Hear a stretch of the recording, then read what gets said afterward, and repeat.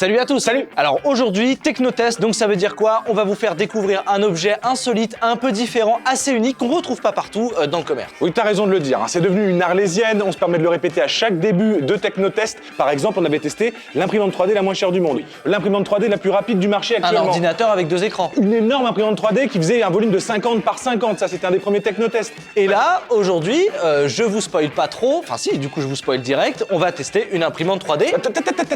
C'est pas vraiment une imprimante 3D. T'as raison de le dire parce que c'est aussi une CNC, Oui, mais encore. une découpeuse laser. Ah, là ça m'intéresse. Effectivement, on teste aujourd'hui la... Snapmaker A350. Non, la Snapmaker 2 à Ah oui, 350. il y a marqué A350 sur la boîte, mais il y a Oui, pas parce marqué que deux. ça fait 35 cm, mais on va en reparler.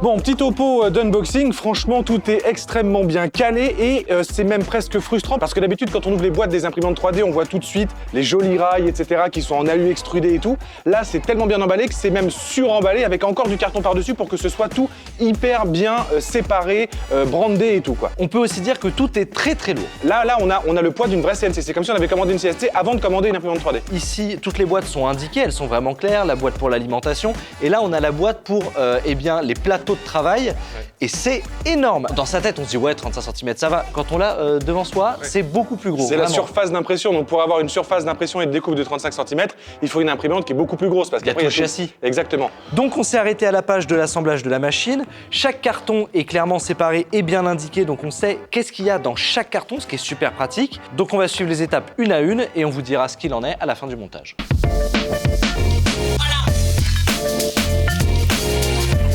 Oh la vache.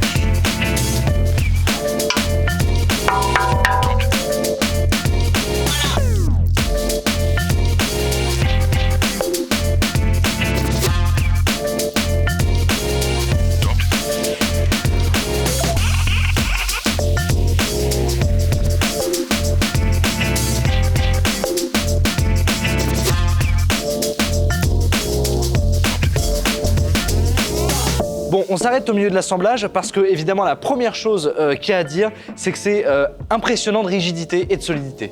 C'est totalement ouf. J'ai l'impression de monter la CNC, notre chez Poco, notre CNC avec laquelle on coupe de l'acier et peut-être moins rigide que ça dans certaines conditions quoi. Et encore parce que la chez Poco, elle fonctionne grâce à des courroies, alors que là, on a le rail, le moteur et l'extrusion aluminium qui est intégré dans un système qui a l'air très propriétaire à Snapmaker, mais qui par contre inspire la confiance. Je sais pas comment ils font. Enfin, il y a aucun mécanisme. C'est trop bizarre. Il y a aucune courroie à toucher. Il y a aucun pas de vis. Il y a rien. Et pourtant, putain, ça marche quoi. C'est un truc de ouf. C'est hyper beau du coup parce qu'il n'y a aucun élément qui ressort, c'est ultra classe. Jusqu'à présent, les instructions sont claires, ils disent quand est-ce qu'il faut serrer, quand est-ce qu'il faut pas serrer. Et donc maintenant, eh ben, on va continuer. Là, on a fait la base et là, on va mettre le Z-axis.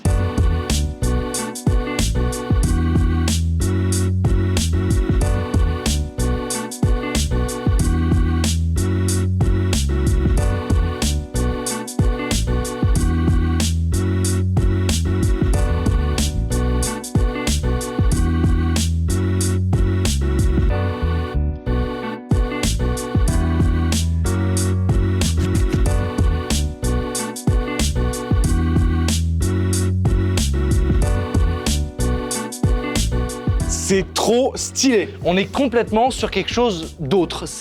On pourrait la monter en se disant, et c'est ce que je me disais, qu'on allait se retrouver sur un montage classique, comme toutes les imprimantes Ouais. 3D, avec une base, et on allait mettre ensuite toute la partie haute avec 4 vis à mettre en dessous. Pas du tout. Alors, ça reste quand même un mécanisme cartésien tel qu'on le connaît. Hein. Mais là, tout est absolument intégré. On peut en déduire déjà un défaut qui n'est pas du tout grave, c'est que c'est propriétaire. Mais par contre, c'est du propriétaire de qualité. Oh, putain. On précise, comme d'habitude, très très important, au stade où on en est là, on l'a pas testé, ça se trouve c'est une grosse bouse. Mais en termes de montage, de qualité de conception, c'est monstrueux. Voilà. Première chose que je relève tout de suite et qui est hyper importante pour moi, c'est que tout peut se monter avec les mêmes vis. Alors, à l'exception de 3-4 vis, vraiment tout, c'est-à-dire la base, les axes, les moteurs, le support d'écran, etc. Et une seule tête de vis, une seule taille. C'est la même taille de vis, le même tournevis, et ça, c'est génial parce que ça simplifie à mort les explications. Petite chose, je me permets parce que j'y pense dès maintenant, on a oublié de le dire en début de vidéo, quelles sont les conditions dans lesquelles on effectue le test de la Snapmaker. Alors, cette fois-ci, c'est Snapmaker qui nous a contactés. C'est pas nous qui sommes allés les voir, c'est vraiment eux qui ont trouvé notre mail et qui nous ont dit on veut que vous testiez notre imprimante. Nous, on a dit OK, on a négocié un petit peu avec eux pour avoir le meilleur modèle qui était disponible chez eux. Ils ont joué le jeu, hein, ils nous ont envoyé ce qu'il y a de plus haut de gamme, on va en parler juste après. Par contre, du coup, ils nous ont envoyé un contrat. Donc il y a un vrai contrat béton avec droit à l'image, etc., etc. En tout cas, ce qui est certain, c'est qu'on peut tout vous dire en termes d'aspect technique de l'objet. On n'a pas le droit, en revanche, de dire certaines choses, mais qui ne sont pas en rapport directement avec cet objet. Donc ne vous en faites pas, on vous garantit à 100% et on vous certifie, on vous jure sur l'honneur qu'on va tout vous dire, tout ce qu'on voit, tout ce qu'on pense. Donc ça veut dire quoi? Ça veut dire que toutes les qualités ou tous les défauts de cette Snapmaker V2, on peut vous le dire et on vous le dira. On va parler d'un défaut. Par Regardez-moi exemple. comme c'est beau en dessous là. Franchement, quand vous vendez une imprimante à ce prix-là, le moindre truc de câble management, ça doit valoir 5 centimes d'euros. C'est vraiment dommage qu'il n'y ait pas au moins un petit chemin de câble. Et en plus, c'est marqué comme ça dans le manuel, c'est en mode, les câbles, débrouillez-vous avec les trucs qu'on met dans la boîte. Ah, ils ont mis des scratchs. Donc on a le droit au scratch et après on fait comme on veut. Et donc maintenant, on arrive à cette page où on va pouvoir choisir ce qu'on veut faire avec la Snapmaker. Oui, parce que là, ça y est, on a construit le bâti. Mais sur un bâti comme ça, avec des mouvements cartésiens, eh ben, on peut faire plein de choses. Et c'est tout l'intérêt de cette Snapmaker. Elle va pouvoir faire, en fonction de la tête qu'on va mettre, de l'impression 3D, de la découpe laser ou de la gravure à commande numérique. Voilà. Exactement. Donc là, en tout cas pour l'instant, on la teste juste avec sa tête d'impression 3D et on va voir ce qu'elle donne tout de suite.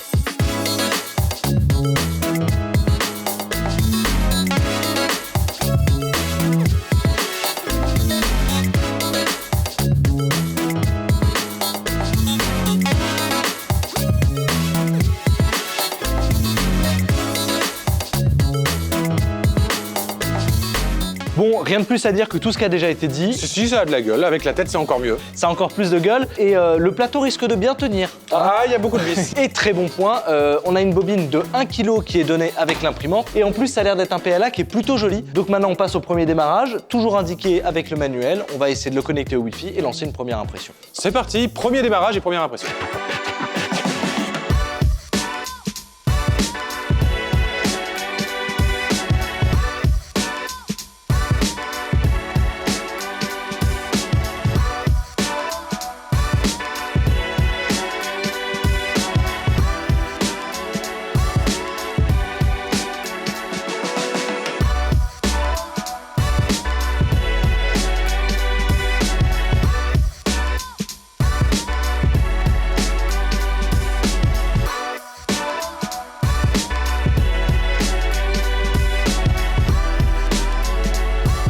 Nous voilà donc 72 heures après, on a fait quelques impressions. Franchement, vous allez le voir, c'est vraiment pas mal, on a pas mal de choses à dire.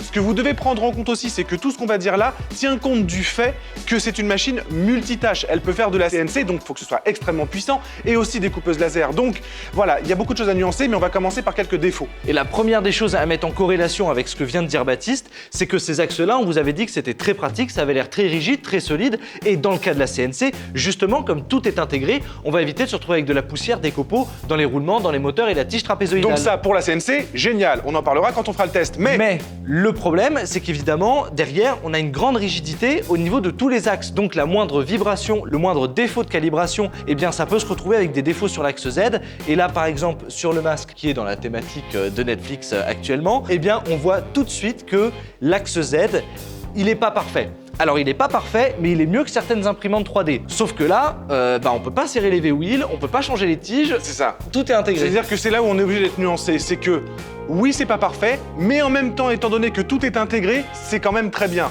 Mais par contre, si vous ne voulez faire que de l'impression 3D avec ça, non, c'est pas le but, quoi, parce qu'on pourra rien régler. Par contre, évidemment, là, sur un objet comme ça se voit parce qu'on est sur des faces verticales. Alors que si on prend une pièce avec des détails qui n'a pas beaucoup, justement, de parois verticales, telles que la demi-lune ou notre benchmark, bah là, on voit beaucoup moins ce défaut d'axe Z. Et donc, en fait, de manière générale, on va dire que c'est une bonne imprimante 3D. Vraiment, on a fait les premières couches, il y a eu l'autocalibration qui s'est parfaitement bien passée, un petit réglage de Z offset. Ça marche au top. En plus, c'est un Z offset qui se fait à plateau chaud, donc qui est encore mieux calibré. Et on s'est permis de faire comme avec notre Prusa, c'est-à-dire lancer l'impression, retourner bosser là-haut ou partir à la maison et revenir le lendemain en sachant que l'impression n'allait pas foirer. Et ça, c'est quand même bonheur. Et en plus, comme elle est connectée en Wi-Fi à l'ordinateur, il n'y a même pas de carte SD, etc. On peut envoyer le code sur l'imprimante à distance et nous, on a un bureau avec un escalier, etc. C'est très pratique. Pour le logiciel, on en reparlera un petit peu plus tard parce qu'on l'a pas testé dans son entièreté puisqu'il fait aussi office de trancheur pour les fonctions laser et CNC. Ce qu'on peut dire pour le moment, c'est qu'il est très bien optimisé et qu'il fait un très bon slicing 3D. Bon, suite à ça, il y a quelque chose dont on voulait vous parler. Déjà, le plateau magnétique est vraiment très bien conçu. Il se retire sans aucun problème. Et on vous a laissé la pièce collée dessus pour que vous puissiez voir en direct comment peut se décoller une pièce.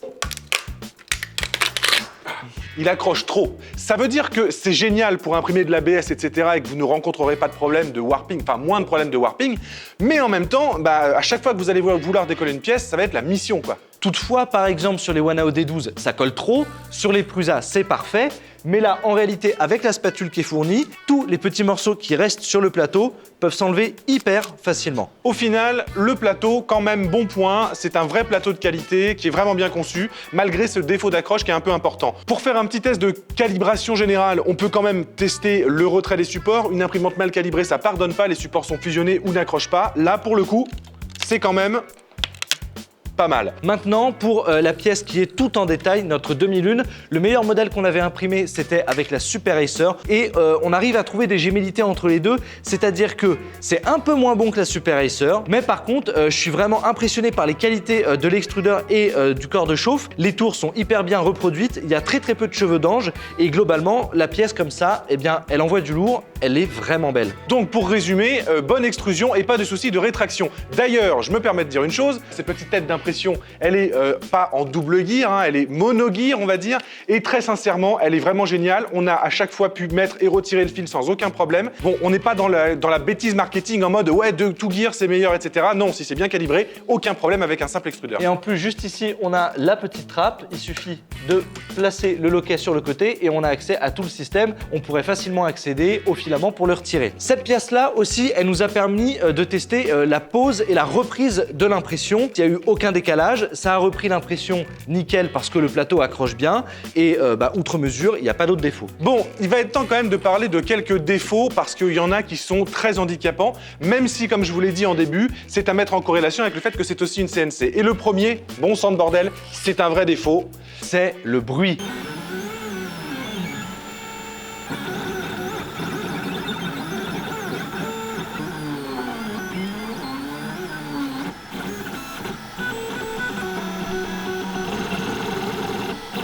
C'est monstrueux, les gars. Mais ça dépasse toutes les imprimantes 3D qui faisaient du bruit avant. Ça, c'est à mettre dans un atelier, dans une entreprise, ou alors 5 pièces plus loin que votre chambre pour commencer à plus trop l'entendre. Alors, le seul bruit qu'on peut pardonner, ça va être celui des axes. Il est en effet très bruyant parce que c'est sans doute des gros moteurs justement pour la CNC, la découpeuse numérique. Pour le coup, ça peut se pardonner, ça peut s'expliquer parce que comme ça fait CNC, il faut que les moteurs soient puissants, donc il faut qu'on ait des contrôleurs moteurs puissants. Le bruit qu'on peut pas pardonner, parce qu'il est facilement réglable, c'est le bruit de l'alimentation. Ça donne ça. C'est très bruyant. D'accord. Alors nous, on a créé une blague. On s'est dit, c'est comme les PC sous Windows. Au début, ça met les ventilateurs à fond pour faire des tests de tension, et ensuite, ça se régule dans le firmware, etc.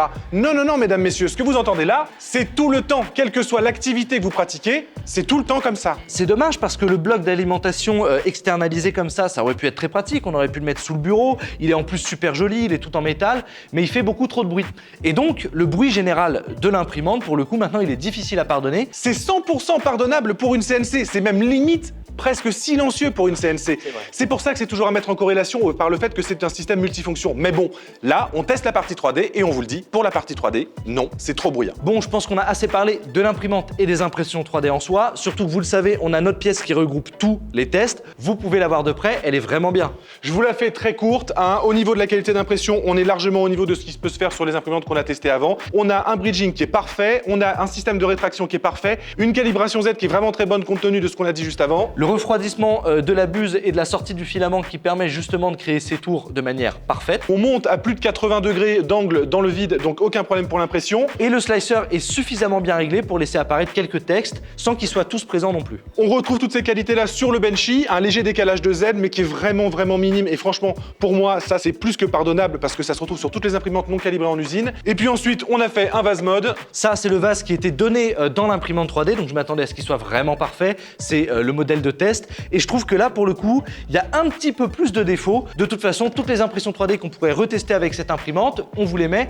sur notre page Instagram. Oh, petite crevette, regarde qui vient sous les... Est-ce que ça serait pas de la mignoterie YouTube? Et elle était perdue, elle est venue toute seule à l'atelier et maintenant ça fait 2 jours qu'elle est là. C'est vrai. Et elle veut pas nous quitter. Partagez cette vidéo juste pour Bubule. Bon, Bubule. Bon, allez, c'est parti, on va tester la CNC.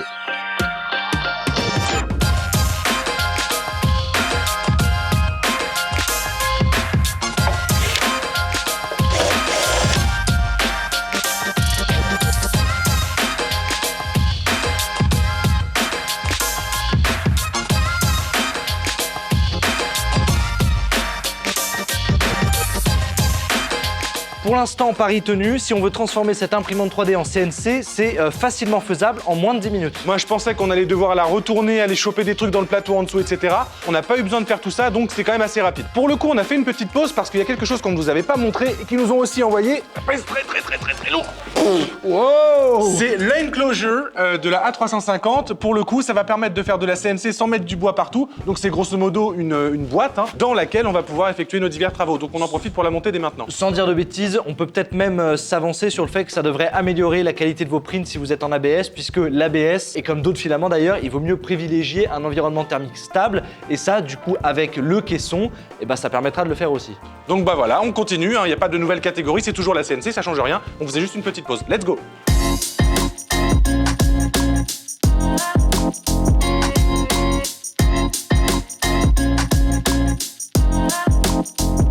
On l'a pas acheté? Non, merci encore. Co-recyclage. Oui, exactement. Voilà, c'est une entreprise qui s'en débarrassait. Vous avez filé déjà le bureau du studio Twitch. C'est vrai.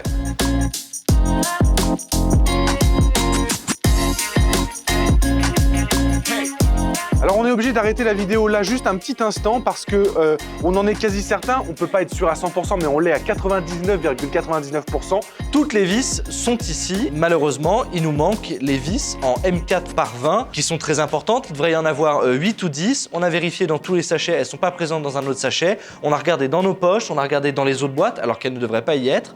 Et on les trouve pas. Heureusement, nous sommes dans un atelier, dans l'atelier des frères Poulain, nous comptons beaucoup sur la quincaillerie et on a toujours du rab, mais là il y a un problème en tout cas d'usine sur l'assemblage du paquet. Bon, on continue.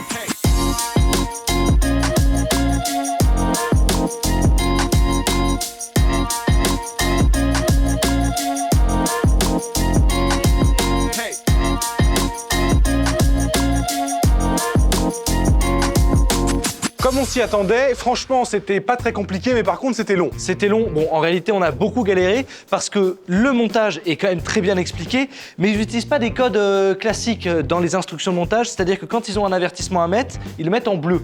Moi le bleu, je lis de travers, je me dis oui, faites gentiment attention. Non, non, pas du tout, en fait ça indique le sens exact dans lequel il faut mettre certaines extrusions aluminium.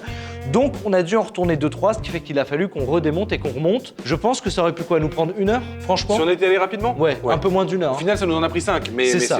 C'est parce que nous, on tourne en même temps. En même temps, on tourne, c'est vrai. Et le résultat final, il est là. Je pense qu'il y a une vraie valeur ajoutée à avoir un caisson comme ça parce que il est beau, il est fonctionnel et il s'intègre parfaitement à la Snapmaker. Là, au moins, on a des petites choses toutes bêtes, mais qui sont malines. Par exemple, l'intégration d'aimants néodymes dans la structure pour pouvoir ouvrir et fermer les portes relativement facilement. Penser des petits trous pour avoir un accès rapide à la tablette qui sert de contrôle de la machine. Il est à noter qu'en plus, ça correspond bien. Le seul point noir, par contre, c'est que, on vous l'a dit, on a eu des problèmes avec les vis et je trouve pas ouf le système de glissière. Ouais.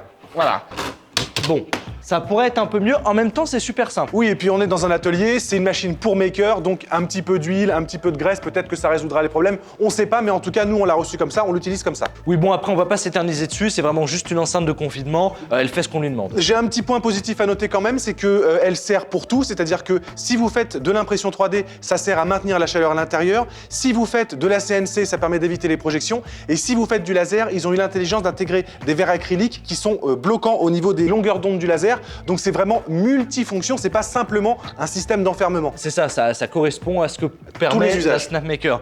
Il est à noter par contre clairement qu'elle s'intègre vraiment à cette imprimante puisqu'il y a un boîtier électronique à l'intérieur qu'on vient relier à la carte mère avec le système de connecteur de SnapMaker et qu'on récupère donc à la fois juste ici à l'intérieur un détecteur pour la porte, des strips LED et un ventilateur d'extraction des fumées qu'on peut activer lorsqu'on vient faire une découpe laser avec le tuyau qui est fourni. Et ça pour le coup c'est vraiment bien. C'est vrai qu'en fait il y a une vraie intégration électronique, il faut le préciser, c'est important. Alors il y a une vraie intégration électronique, oui, mais pas de l'électrique. Encore une fois, ce bloc d'alimentation qui fait un bruit de dingue, c'est bête, tout s'intègre, on a le support de bobine, on a la ventilation et tout.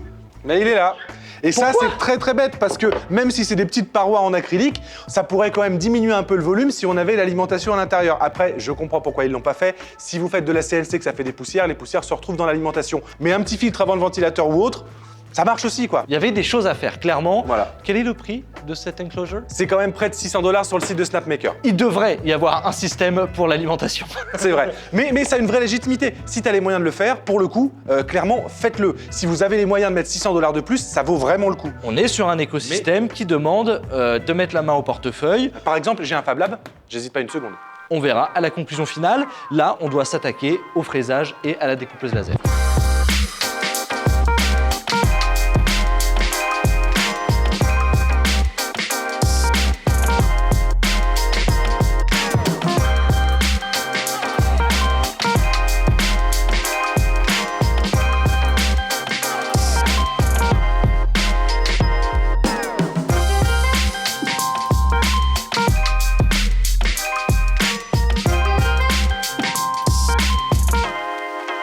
Bilan de la CNC, honnêtement, moi perso, je m'attendais pas à ça. C'est quand même relativement bien conçu, ça fait peu de bruit, c'est assez puissant vu la taille du moteur. Le système de serrage, il est très standard, mais il a l'air de bonne qualité. J'ai été agréablement surpris. Dans le pack, il y avait les fraises qui étaient fournies. Tout est encore bien indiqué sur le manuel et sur l'écran. Quand on vient installer le module, ça vient changer un petit peu le firmware. D'ailleurs, on ne voit pas les fichiers d'impression 3D. Pour éviter de se planter, ouais. Apparaît uniquement justement la liste des fichiers de CNC. Donc ça, c'est plutôt pratique. Quand on ouvre la porte, ça vient arrêter la découpe CNC. On a pu effectuer les découpes de test et ça fonctionnait très bien. Alors, on a fait une découpe sur acrylique avec le petit modèle qui était fourni avec. Pour le coup, ils peuvent pas vraiment tricher hein, sur un code CNC. Il n'y a pas 10 000 tweaks qu'on pourrait faire, donc c'est un code dans lequel on peut avoir confiance. Et pour le coup, c'est vraiment bien découpé. On a des bords qui sont assez nets. D'autant plus qu'on a cassé la fraise qui était fournie avec. On a dû mettre une fraise à nous, donc pour le coup, qui n'était pas parfaitement réglée. Sur l'acrylique, ce petit support à téléphone, il marche très très bien. Il n'y a vraiment rien de particulier à dire, si ce n'est que c'est un petit peu lent, mais c'est normal. C'est pas une vraie CNC pour découper de l'acier, quoi. Et on a essayé d'augmenter la vitesse et ça fonctionnait. Ici aussi, on a justement essayé d'augmenter la vitesse. Alors je vous préviens, c'est un fichier qui est pas du tout parfait. C'était pour tester une des fraises de notre CNC à dent droite, un petit peu émoussée, un petit peu vieille, pour voir si ça allait supporter la charge. On est sur des passes de 1 mm. Ça a pris 20 minutes pour faire cette découpe-là, donc c'est très bien. Ce qui est important de dire, c'est que c'est du contreplaqué de 6 mm Okoume, donc un contreplaqué qui est de bonne qualité, qui est relativement dense, qui n'est pas à la portée de n'importe quel système de découpe. Voilà, c'est un peu plus dur que le peuplier qu'on peut trouver par exemple à Leroy Merlin. Par contre, il y a un point noir, le logiciel, je suis vraiment pas fan. Je trouve que ça manque d'options au niveau des vecteurs. On peut pas fusionner des vecteurs, on peut pas faire des extrusions, des soustractions. Et aussi au niveau des réglages, du moins dans la traduction française, j'ai trouvé que c'était pas très clair pour comment définir le passage de l'outil sur le vecteur. Donc ça, c'est pas très bien expliqué. Ceci dit, c'est une question de mise à jour logicielle. Peut-être même que on peut faire fonctionner la SnapMaker avec d'autres logiciels. Ça, on n'a pas essayé. Nous, on se contente d'utiliser le logiciel tel que vous allez le recevoir. Ceci étant dit, nous, peut-être qu'on utilisera autre chose du coup. Si c'est possible. Voilà. Alors, un autre point qui est à noter, c'est le système de fixation des planches. Il est très efficace, ça sert vraiment très fort, donc ça, il n'y a vraiment rien à dire. Mais du coup, elle n'est pas bien pensée parce que les vis qui sont dessus, par exemple, elles sont beaucoup trop hautes. Elles sont beaucoup trop hautes et donc quand on vient effectuer le test des limites de découpe sur l'écran tactile, tel que c'est recommandé dans le manuel, on se rend vite compte qu'il faut que les vis soient vraiment éloignées par rapport au support, parce que sinon, ça vient rentrer ou taper dans la tête de la CNC. Donc ce qu'il faudrait faire, c'est aller sur Amazon ou à Leroy Merlin pour aller attraper des vis comme ça, qui font 1 ou 2 cm de moins, ce qui vous permettrait quand même de couper dans du 5, 10, 15 mm, mais sans avoir non plus ça qui dépasse de votre modèle. Bon, on vous a réservé une petite surprise parce que SnapMaker nous a vraiment fait plaisir à nous et à vous pour cette vidéo. Il y a une option sur ce modèle et c'est le Rotary Module, donc le module rotatif qui permet de prendre des pièces, de les pincer et ensuite de les tourner pour pouvoir découper vraiment comme si on imprimait en 3D 3D par soustraction des pièces. Ça pourrait être des poignées de porte, un jeu d'échecs, des pieds de table. Tout ça, c'est possible grâce à un module rotatif sur une CNC. Donc, cette petite technologie qu'on a à l'atelier grâce à Snapmaker, on l'installe dès maintenant. Moi, je pense que dans le logiciel, comme d'habitude, on va faire la pièce d'échec qu'il propose et ensuite on viendra mettre notre propre fichier pour voir si on peut reproduire les mêmes résultats que la pièce d'essai.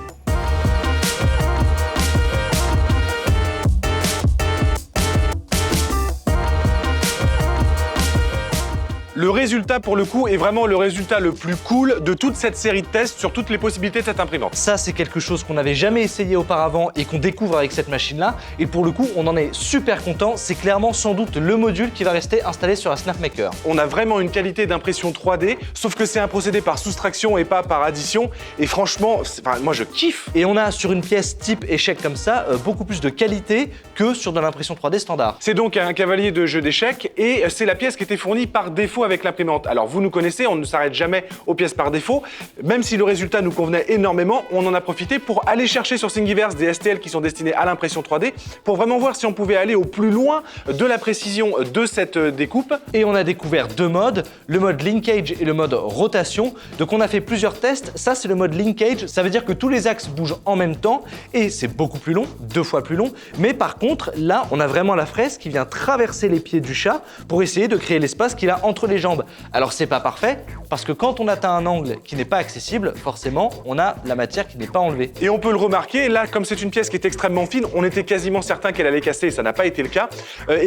On a des angles qui sont un peu violents à certains endroits et ça c'est parce que par effet, j'ai envie de dire de parallèle, quand la mèche rentre, elle ne peut rentrer qu'avec un certain angle d'incidence et on le voit là, derrière les bras du petit chat, on voit que ça ne correspond pas à la pièce d'origine et que c'est simplement la machine qui est allée chercher au plus loin de ce qu'elle pouvait faire et c'est quand même, quoi qu'il en soit, extrêmement satisfaisant. Et là, pour le coup, gros big up à Snapmaker parce que clairement, la suite logicielle qu'il propose, elle est vraiment complète et elle est fonctionnelle. Et donc, sur les pièces Thingiverse qu'on a eues, on a essayé ici avec un faucon et ça m'a pris 2 minutes. J'ai glissé le fichier STL dans l'impression, qui est de très bonne qualité et lui qui a été fait en rotation et qui a pris à peu près 3h30. Bon, cette machine, elle a quand même d'autres qualités. Vous l'avez vu, on peut aussi y installer un module laser qu'on peut coupler avec le module rotatif. Donc, ça nous laisse quand même pas mal de tests à faire. Et là, comme le module rotatif est déjà installé, on installe le module laser pour tester sur un objet cylindrique. Non? Ouais, bah c'est parti. Ok.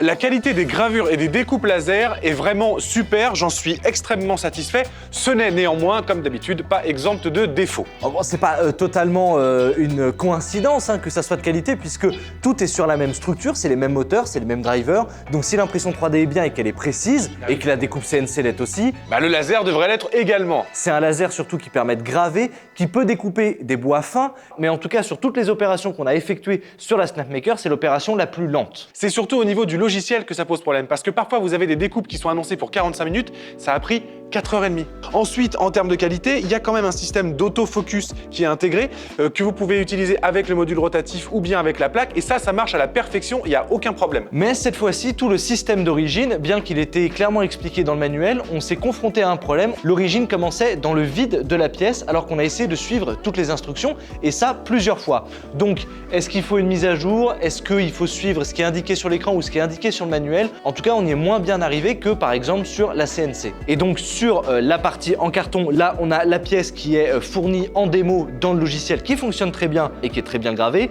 Par contre, j'ai voulu tester un autre système d'impression et là, ça a carrément cramé tout le lion. On le reconnaît pas. Là, c'est Simba qui a 200 ans. Mais il n'y a pas eu le feu, c'est ce qui compte. Quand vous regardez ça, c'est du très beau travail. Le laser est très fin, les dégradés de gris sont extrêmement bien retranscrits en tramage. Bref, vraiment, là, je suis vraiment fan. Et donc, une fois qu'on a essayé ça, on connaissait un petit peu plus la puissance puissance du laser, donc on a pu tenter encore une fois d'éprouver le logiciel. Et là, pour le coup, on a vraiment un super résultat sur la photo. On voit même Jim dans le reflet du trophée YouTube. Et c'était dans la photo d'origine, donc vraiment pour vous dire à quel point les dégradés sont bien retranscrits. Alors c'est un tramage, hein, en fait, le laser n'est pas moins puissant à certains endroits et plus puissant à d'autres. En réalité, il est tout le temps à la même puissance, mais il va faire un nuage de points et ensuite c'est votre œil qui va effectuer une moyenne et donc vous aurez l'impression qu'il y a des niveaux de gris alors qu'en fait c'est juste que les points sont un peu plus espacés. Après, on a essayé un autre test d'impression d'image dans le logiciel et donc ça c'est le mode ligne.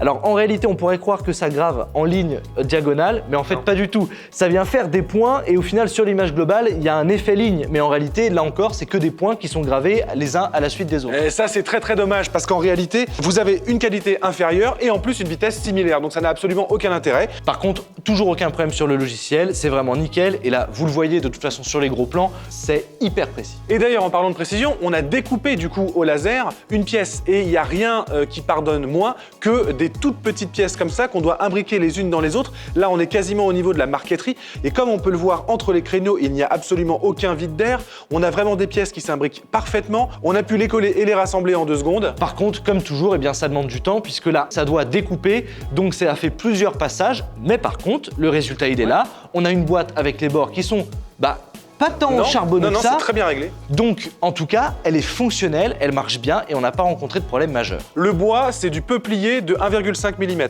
en contreplaqué. Donc pour le coup, il y a vraiment plein de projets à faire avec ça. Pour le coup, il y a quelque chose qu'on n'a pas essayé, c'est les plastiques. On va forcément le tenter un jour avec Baptiste. Mais là, le test, ça fait presque 3 semaines qu'on le tourne. Ça fait 3 semaines qu'on teste la fiabilité de la machine, qu'on essaye tous les modes, qu'on crée nos propres découpes. Il va être temps de vous faire une conclusion. Ouais, puis pour le plastique, tu peux toujours utiliser la CNC. On l'a montré, ça marche très bien.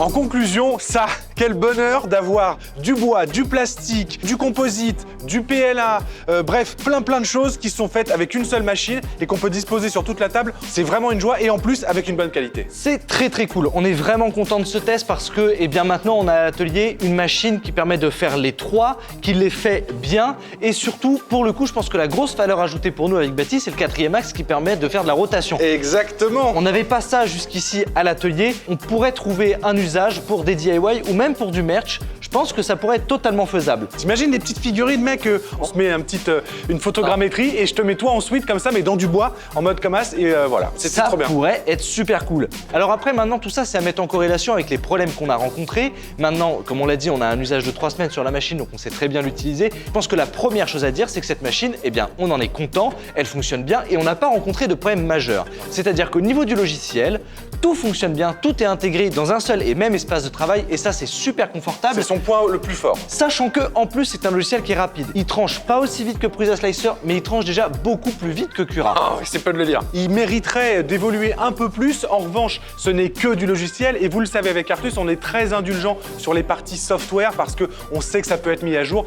et que c'est pas grand-chose d'attendre 1 semaine, 2 semaines, 1 mois, 2 mois pour avoir une nouvelle fonction qui sera hyper innovante et qui pourrait révolutionner totalement l'usage hardware. Voilà, c'est surtout au niveau de tout ce qui est la gestion des vecteurs, etc. pour la CNC ou la gravure laser où je trouve que ça manque de fonctionnalité mais aussi de prise en main. Je pense qu'il pourrait y avoir des outils plus complets dans le logiciel pour effectuer toutes les tâches toujours dans le logiciel. En conclusion, l'impression 3D qualité très bonne.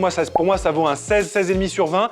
La découpe rotative sur pièce, c'est carrément du 19,5 sur 20. La gravure sur rotatif, c'est du bon 16. 14-15 pour moi. Ouais, 15, allez, on va dire 15. La découpe sur plastique, on l'a. C'est de la CNC, il n'y a rien à dire, c'est du 18-19. La découpe sur bois, à cause de la lenteur, on va être sur un 14-15, mais pour ce prix-là, 14-15, c'est l'équivalent d'un 20 sur 20 pour moi, dans mon cœur. Et la gravure, pour le coup, là, elle est à 20 sur 20, sauf que, pareil, au niveau de la vitesse, c'est trop lent, donc on va rabaisser la note à quoi? 15-16. Disons qu'on peut dire que ça, c'est des notes de qualité, mais elle a quand même des défauts. Elle est bruyante. Ah oui. On a rencontré quelques problèmes de qualité au niveau des vis, notamment les vis qui ont cassé. Le plateau, il faut dire qu'il y en a un pour chaque tâche, donc il faut le changer à chaque fois. D'ailleurs, petit tips, au début, on a cru que ça allait être l'enfer avec Artus, et en vrai, une fois qu'on a pris le coup de main, changer la tête, c'est 4 vis, changer le plateau, c'est une dizaine, mais à la visseuse, ça prend 5 minutes, donc c'est un point faible, mais vraiment, il ne rentrera finalement pas dans la balance parce que c'est quelque part assez normal dans le concept de l'objet. Là où on aurait pu gagner du temps, alors qu'il n'y a que 4 vis, c'est le système pour changer la tête. On pourrait s'inspirer du monde de la photographie où les pieds de caméra qui supportent des caméras qui font 15 kg et qui sont énormes, c'est juste un système de clips avec une vis de pression. Ouais, mais par contre, on a un système de vérification very quick branchement, j'ai envie de dire, où c'est juste un câble à déconnecter, un autre à connecter. C'est extrêmement bien indiqué sur la carte mère, on sait exactement où le placer. Alors là, pour le coup, je veux dire, il n'y a pas besoin d'avoir un BEP d'électricité pour comprendre. Hein. Le plus gros point noir, d'ailleurs, ça me fait penser parce que tu parles au branchement de cette imprimante-là, c'est le câble USB de l'écran. Là, pour moi, on parle d'un défaut. Il est très mal attaché et il est fragile. C'est-à-dire que clairement, j'aimerais pas trop tirer sur le câble. D'ailleurs, on l'a fait, et ben l'imprimante a redémarré. Ce qui fait qu'en définitive, l'écran, il est sur fil et il est amovible, mais on l'a toujours laissé sur le support magnétique pour éviter des coupures de courant durant l'impression. Donc vous l'aurez compris, si vous achetez cette imprimante-là, il faut que vous imprimiez une pièce pour maintenir le port USB et que vous investissiez dans une petite visseuse dévisseuse électrique pour pouvoir utiliser tous les outils assez rapidement. Aussi, le démarrage, il est un petit peu lent, mais par contre, ça se comprend parce que c'est une tablette Android. C'est hyper fluide. Ce que tu perds quelque part, tu le gagnes ailleurs. Voilà, l'interface pour le coup, elle est très bien. On a eu le Power Recovery Loss, donc on a pu redémarrer une impression ou une découpe CNC après la coupure de courant. Extrêmement bien marché. Et enfin, ça c'est purement subjectif. Clairement, ça prend énormément de place avec l'enclosure. Mais bon, si vous l'avez dans le cœur et que vous voulez l'acheter, bah, vous savez que ça va prendre de la place, comme d'ailleurs n'importe quelle imprimante 3D. Est-ce que ce produit est recommandé par les frères Poulain et quelle est sa notation en termes de trophée LF Poulain? Tu vois, moi je pensais le noter comme une imprimante 3D, etc. Mais pour moi, c'est vraiment, c'est la Snapmaker. Ouais. On a débattu avec Bêtise beaucoup sur la note. Ça sera un LFP d'argent parce qu'il y a encore un peu de travail en termes logiciels et quelques petits défauts à régler. Mais par plaqué contre, or. Voilà, il sera plaqué or parce qu'il faut prendre en considération que c'est une machine qui fait absolument tout et qui le fait bien. Réinsistons là-dessus, elle le fait même parfois très bien. On a une vraie R&D, il y a vraiment de la recherche et du développement sur cette machine. Elle sort un petit peu des sentiers battus et ça c'est super cool, donc c'est approuvé, d'où le plaqué or, parce que note honorable, mais allez, on donne le max, il faut que cette machine continue d'évoluer. Donc, machine conseillée par les frères Poulain, n'hésitez surtout pas à aller dans les liens dans la description si elle vous a plu. Vous pourrez vous renseigner sur les prix, sur les différents modèles, il y a des plus grandes, des plus petites, etc. Vraiment, si vous allez là-dessus, vous ne le regretterez pas, ça c'est certain, c'est une très bonne machine. Merci à tous d'avoir suivi cette vidéo qui était pour nous un sacré périple. Et merci à Snapmaker de nous avoir envoyé une super machine que vous reverrez dans les vidéos, c'est sûr, parce qu'on va l'utiliser. Like, abo, partage, vous savez, c'est très important. On se retrouve sur Twitch. On fait gagner une pièce comme ça. N'oubliez pas d'être tous bienveillants les uns envers les autres. On vous embrasse. À la prochaine. Ciao.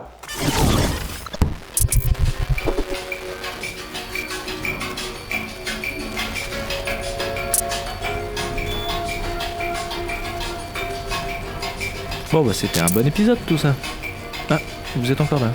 Oh bah abonnez-vous, hein, lâchez un commentaire. Hein.